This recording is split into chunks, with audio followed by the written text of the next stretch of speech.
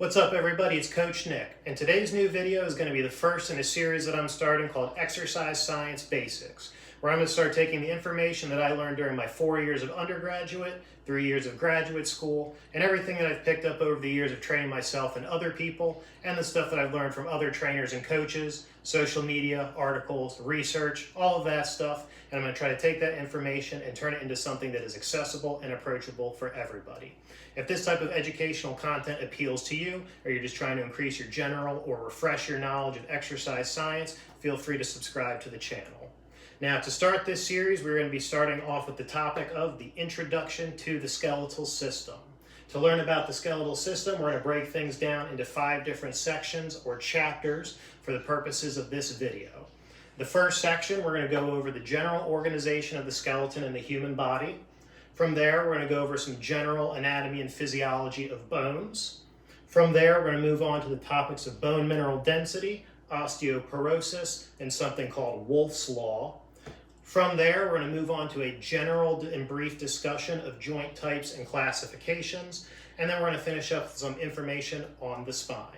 So let's get started with our first topic here, the general organization of the skeleton in the human body. A normal average human skeleton consists of 206 total bones, and those 206 total bones are organized into 2 different categories of the skeleton. The first category of the skeleton we're going to talk about is called the axial skeleton. The axial skeleton consists of your skull, your spine, your pelvis, and then your rib cage, sternum, and your scapula. Now, the axial skeleton, you might hear some exercises referred to as clinically relevant or axially loaded exercises. This is something we'll bring up a little bit later when we're talking about bone mineral density and osteoporosis. But the reason those exercises are referred to as axially loaded is because the bones of the axial skeleton, namely the pelvis and the spine, bear a lot of the weight during those exercises. Exercises in this category include things like squats, deadlift, and overhead press, really anything that loads the weight straight down the spine. Now, the second category of the skeleton we're going to be looking at is the appendicular skeleton. The appendicular skeleton, quite simply put, is your limbs, it's your arms and your hands, it's your legs and your feet. So, axial skeleton, right down the middle, that's your skull, your spine, your pelvis, your rib cage, sternum, and scapula. And then we've got the appendicular skeleton, and that's your limbs, your arms and your hands, your legs and your feet. The next thing for us to cover in our introduction to the skeletal system is going to be the general anatomy and physiology of the bones. We're going to start off by taking a look at a perfectly anatomically correct drawing of a long bone. And the first 2 things we're going to take a look at are the endpoints of these long bones. The name for these endpoints of the long bones is an epiphysis. And there's one on each end of the bone. And then in between the epiphyses, we have this long shaft of the bone, which is called a diaphysis. So the endpoints are the epiphyses. The long shaft in the middle is the diaphysis. Now, at the end of the epiphyses, on the end of these long bones, is where we're going to find articular or hyaline cartilage. Now, if these bony surfaces did not have the cartilage here, like is the case with advanced osteoarthritis, the result would be very non-smooth, painful joint motion. With the articular or hyaline cartilage here, it not only allows to make sure that the congruency and the shape and the depth of the joint is correct, it also offers some shock absorption, but it also makes sure that the joint motion is smooth and pain-free. So that is going to be at the end of the epiphyses, and when we're looking at shorter, flatter bones like the vertebra, you're going to find that articular cartilage in between bony segments. No matter what shape of bone you're looking at, the cartilage is going to be found in between the bones, assuming it hasn't been worn away yet. Now, the next thing that we're going to look at is going to be the different layers of the bones. And for that, we're going to look at our image to the right, which is a zoom in on the diaphysis, or the shaft of the long bone. So we're going to look at the layers, and the outermost layer of a bone, if you were to lay it down on the table, what you're looking at on the outside is called the periosteum. This is the outermost layer of the bone. This is what tendons and all the other tissues that connect to bones connect to. Now, Down the middle part of the diaphysis, or the shaft of the bone, is something called the medullary cavity. In between the periosteum and the medullary cavity, we have this other layer of bone right here. Now this bone is called cortical bone. It is also referred to as compact or hard bone because that describes exactly what it is. When you think of bones being hard and being able to take impact, cortical bone is what you're thinking of when you think of that bony property. So this is the layer in between the periosteum, which is the outer covering of the bone, that is between that and then the medullary cavity. So that is your cortical, compact, hard bone. In the medullary cavity, we have the vascular supply for the bones, which is going to include the arteries and all of that, and there are going to be arterial openings for that to enter and exit. Also inside of this medullary cavity is a second type of bone that is very different from the cortical bone located on the outside. Now this bone has been called trabecular bone. It is sometimes referred to as cancellous bone or spongy bone. Those are all describing the same thing. Cancellous bone is probably what you're going to see it described as a modern day textbook, and then spongy is going to be the other adjective used to refer to that. And that's located on the inside of the medullary cavity. This bone, as the adjective spongy implies, is not meant to do shock absorption or impact load or anything like that. That's the job of your cortical bone. The important part of the cancellous bone is a process called hematopoiesis, and that is the synthesis of new red blood cells, and that's what goes on inside of this bone. This bone, the cancellous bone, this can be found in the diaphyses of long bones. They can be found inside the vertebral bodies of your spine, and it's also found inside the head of your femur. One more important thing for us to note when we're talking about the general anatomy and physiology of the bones are things called the epiphyseal plates or growth plates. The epiphyseal plates, as their name implies, are located on the epiphyses of the bones, and what these are visually observable on X-ray lines of non-fully developed, non-fully matured, non-fully hardened bone. If you look at the X-ray of a fully developed, fully grown adult, you're not going to see the epiphyseal plates. They are closed, and that bone has fully developed and fully hardened like the rest of the bone around it. On the X-ray of any youth individual, preteen or teenager who is not yet done growing, you're still going to see these epiphyseal plates if you take an X-ray. Now, where these become relevant is the discussion is whether or not it is appropriate for youth who do not have closed growth plates to engage in impact exercise or strength training. The old thought on it, which really didn't have proper science to back it up, was that any impact exercise or strength training for sure would stunt your growth and it would mess with the closing of these growth plates, and the result would be you'd be shorter, you wouldn't grow all the way, etc.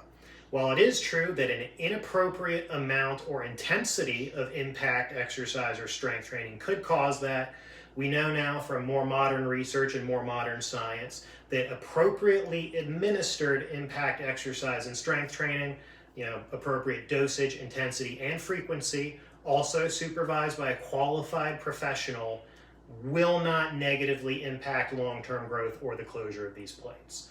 Now, that being said, if you have someone who you suspect has not grown all the way, the only way you can get actual confirmation if their growth plates are closed all the way is they have to get an X-ray read by their doctor. On the X-ray, it'll show up whether or not it's closed, and they can confirm.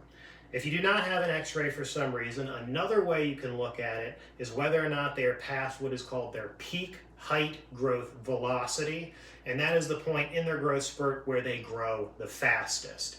Now, to determine this, you're going to need their height chart, and you're probably going to need a lot of their medical information anyway, so you're still probably going to be interacting with the doctor or with the person's parent, so it's probably just as easy to get an X-ray, and that's really the only true way to confirm. So that's epiphyseal / growth plates in a nutshell. Our next series of topics to discuss in our coverage of the skeletal system are going to be bone mineral density, osteoporosis, and Wolff's law. Bone mineral density, which is usually abbreviated down to BMD, is a measurement of how dense or hard your bones are. Now, like all the other systems and tissues in your body, your bones have a metabolism, and the bony metabolism of old bone being replaced by new bone is referred to as remodeling. Now, whether or not this remodeling has a positive or a negative effect on your overall bone mineral density is going to come down to the ratio of activity between things referred to as osteoblasts and their opposite counterpart here, osteoclasts. Now, osteoblasts, with a B, they build up bone. Easy mnemonic for what they do. The B's in there, B for build up. Osteoclasts do the exact opposite. They break down bone, typically older bone that needs to be replaced. And an easy way to remember what they do, osteoclasts have the C in there. C is the same word as in catabolic. Catabolic is to break things down. So you have osteoblasts, which build new bone and build up your bones. And then you have osteoclasts, which remove bone and decrease your overall bone mineral density. And whether or not the remodeling going on in your body is positive or negative will depend entirely on the ratio of the osteoblast activity to the osteoclast activity. Now, as this ratio starts to become negative and you lose bone mineral density, which occurs with age and inactivity, you start to lose that bone mineral density with time, usually at a rate of about 3% a year after men turn around 50, women turn around in their 40s. So this bone mineral density, as it gets worse and worse, it gets first referred to as something called osteopenia. So down here on this little chart on our x-axis, this is going to be the number of standard deviations away from normal bone mineral density a person is, and on the y-axis here is going to be bone mineral density. So on this graph, right here at the middle where bone mineral density is the best, this is a normal, young, healthy person that probably engages in regular activity, that has strong, dense bones that are not at increased risk for fracture or injury. Standard deviations are a measurement of basically how many predetermined units of difference are you away from this middle average point. As you become older, and especially if you're inactive, your bone mineral density goes down. Now, depending on what the source is, when you get between 1.0 and 1.5 standard deviations away from the normal, that is called osteopenia. That is the first stage in bone mineral density decreasing, and your risk for injury and other bad stuff happening goes up. When you get past this osteopenia stage, and you're in this 1.5 to 2.5 plus standard deviations away from normal, once you're at that range, now you're upgraded or downgraded from osteopenia to osteoporosis. And then obviously once you have osteoporosis and your bone mineral density is much worse, your risk for fracture and other injuries are going to go way up. Now, the loss of this bone mineral density, very scary thing, very bad negative health implications with it. And if you lose about 3% per year once you hit a certain age, that is not good. However, one thing that we know from observation, science, studies, research is something called Wolff's Law. Wolff's Law basically posits that bones will adapt and build themselves up in response to the stress that they receive. And we know that to be true through multiple studies where people with decreased bone mineral density can restore it and get back to normal or better with properly supervised strength training and loading of clinically relevant bones.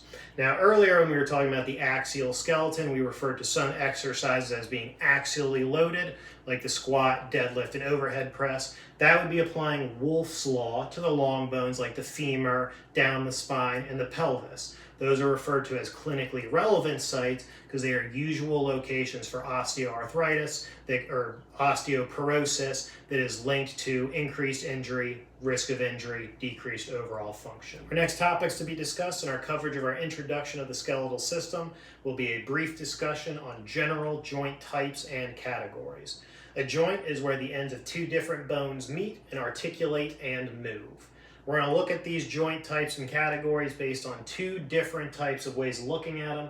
The first one, what is the general tissue composition around this type of joint? And then also, what type of movement does it allow for? So over on our tissue composition side, the first thing we're going to talk about will be Fibrous joints. Fibrous joints, as the name implied, are covered by very dense connective tissue, and these joints allow for essentially no movement at all. Good example of fibrous joints in the human body would be the suture joints of your skull. Our second category over here on the tissue composition side is going to be cartilaginous joints. Now, cartilaginous joints, they allow a little bit more movement than fibrous joints do, but they don't allow for that much overall. The amount of movement is limited. A good example of cartilaginous joints in the human body would be your intervertebral discs. And the last category we're going to look at in terms of tissue composition are referred to as synovial joints. In synovial joints, the joint capsule that surrounds the bony ends has synovial fluid in there that acts as a lubrication to make the joint more smooth and easy to occur. Synovial joints allow for the most amount of movement, and a good example of synovial joints in the human body include the shoulders and the hips. Now, bouncing over to looking at the joints more based on how much movement they allow for, the first thing we're going to look at will be uniaxial joints. As the name implied, uniaxial joints only allow movement in one axis of movement. An example of this are hinge joints like your elbow and your knee. Moving on from there, we have biaxial joints. These types of joints allow for movement in two axes compared to the one from uniaxial. An example of a biaxial joint would be your wrist. It allows for flexion extension. It also allows for deviation ulnarly and radially. That is an example of a biaxial joint. And then lastly, we have multiaxial. And these are joints that allow for movement in all the ranges and axes of motion. These include your hip and your shoulders. These are your ball and socket joints. The shoulder you can flex, extend, you can abduct, you can adduct, you can externally and internally rotate. You can do all the axes of motion with the multiaxial joints. So you've also heard me refer to things as either being a hinge joint, a ball and socket joint. The example of the wrist, that is an ellipsoidal joint. There are further joint categories and classifications to be discussed, but I'm going to break those down in a more advanced video in the future. But for now, this is the general breakdown and categorization of the different joint types in the human skeleton. The last topic for us to discuss in our coverage of the introduction of the skeletal system is going to be a brief discussion about the spine. The first thing we're going to look at is our perfectly anatomical drawing of the spine, and we're going to look at the different sections the spine is broken down into. The first section of the spine, the upper part, your neck, is referred to as the cervical spine, and it consists of 7 vertebrae. The next part of your spine, your upper back, this is your thoracic spine, and this consists of 12 vertebrae. The next part of your spine, your lower back, this is referred to as the lumbar spine, and this consists of 5 vertebrae. Below the lumbar spine, as we get down more into the pelvic region, that is where the sacrum is, and that is where our sacral spine is. The sacral spine consists of 5 vertebrae that are fused together to make up the sacrum. And then below the sacral spine, all the way down here where the tailbone is we have the coccygeal spine, and the average person has between 3 to 5 fused vertebrae that make up your tailbone or your coccyx. Now, if you look at the spine, you'll notice that it has a natural curvature with the cervical spines and the lumbar spines both having these bends toward the front part of the body. If you look at somebody standing in profile, you see their lower back goes in a little bit, and then you see the same type of curve up at their neck. This type of curvature is referred to as a lordosis. Now, your cervical spine and your lumbar spine both have a natural amount of lordosis to them that is normal. If this lordosis becomes exaggerated and the person is extending too much at rest or during activity, that can be a problem. But this amount of bend, there is a certain amount of bend that is a normal amount. You'll look at your thoracic spine and you kind of notice that there is the opposite curvature going from front to back. And this type of curvature is referred to as a kyphosis. There is a natural amount of kyphosis in somebody's thoracic spine. If you look at somebody in profile, you will see relative to their lower back that their upper back has to come out into that type of curvature. A certain amount of kyphosis is normal. Now, it is obviously possible for someone to have too much thoracic kyphosis, where they have more of that hunched over, shoulders rounded posture that can then also get into their lumbar and cervical spine. But your thoracic spine has a normal amount of kyphosis to it naturally. That concludes our first video in the Exercise Science Basics series. That was the introduction to the skeletal system. If you enjoyed this video and found it helpful and educational, feel free to give it a like. If you have any questions about anything I covered or anything that you would like to discuss further, feel free to leave that in a comment down below. If you enjoy this type of educational content and you'd like to see more, please subscribe to the channel, especially if the next video topic, the introduction to the musculoskeletal system, tendons, and ligaments, is something that sounds interesting to you. This has been Coach Nick. Go hit the gym, train hard.